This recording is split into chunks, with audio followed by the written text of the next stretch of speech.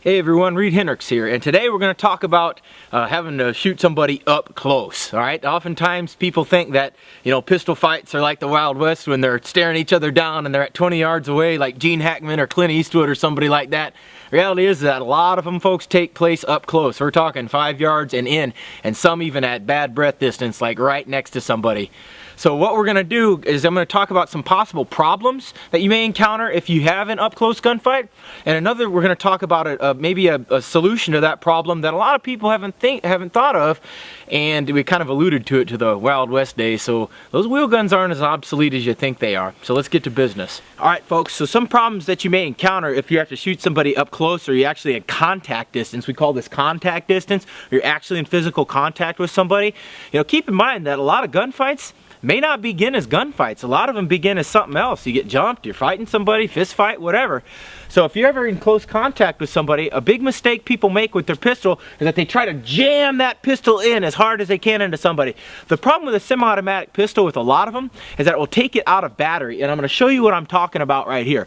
So say we're rolling, wheeling, and dealing with it, and we're getting into contact fight or whatever, and I got to get my gun out. A lot of times people will push that gun in, and if you'll see, this gun is out of battery. All right, this is common of a lot of semi-automatic pistols.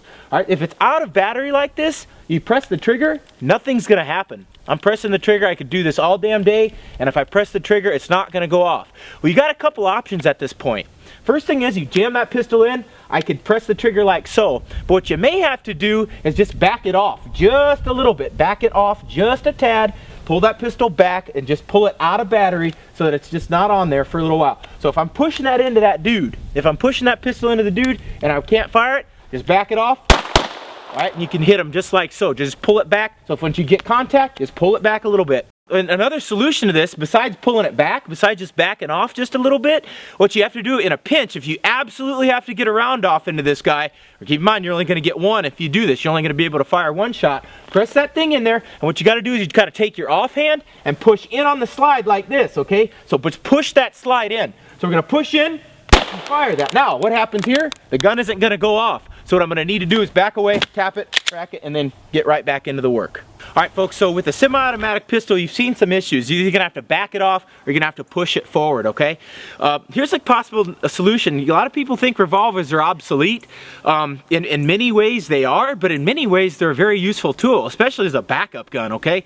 I always carry a revolver as a backup gun appendix for the very reason of if I have to fight on my back or if I'm rolling with somebody and I've got to use a pistol, I like carrying a pistol appendix simply because they're easy to get to, and it's a lot easier to get to in a fight than one at your 4 o'clock or at your 7 or 8 o'clock. So what we need to do, guys, is, and think about this as an option for actually shooting somebody at contact distance. A revolver is a good option for a lot of reasons.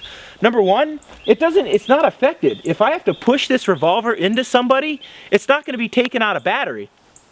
This gun doesn't matter. It will fire even if it's into somebody. I could jam this into somebody and press the trigger. For example, you saw what happened when my Glock was pressed into this guy. With this revolver, I can push in all the way and it doesn't matter. It still goes off. All right, I can do that again. I'm pushing in on it. All you got to do is shoot and it doesn't take it out of battery. So that's just another option, guys. Think about a revolver as a backup gun. Think about it appendix. It's a decent solution to a problem that many people will encounter. All right, folks, thanks for letting me help you learn how to get better and learn how to practice. All right, so here's the deal, folks. If you haven't subscribed already, please hit that button, and we'll be here every week. We will do a new video on history, freedoms, firearms, or training. And as you can see here, the Adventure Time t-shirt, it's time to retire it. It's been in a couple of my videos already, but I'll tell you what, it's served well. It has served its purpose well, and it served as the bad guy today with the pillow that is now defunct. Some of you will wonder about this knife. That is an Emerson CQC7 from 1999. Still razor sharp, still works.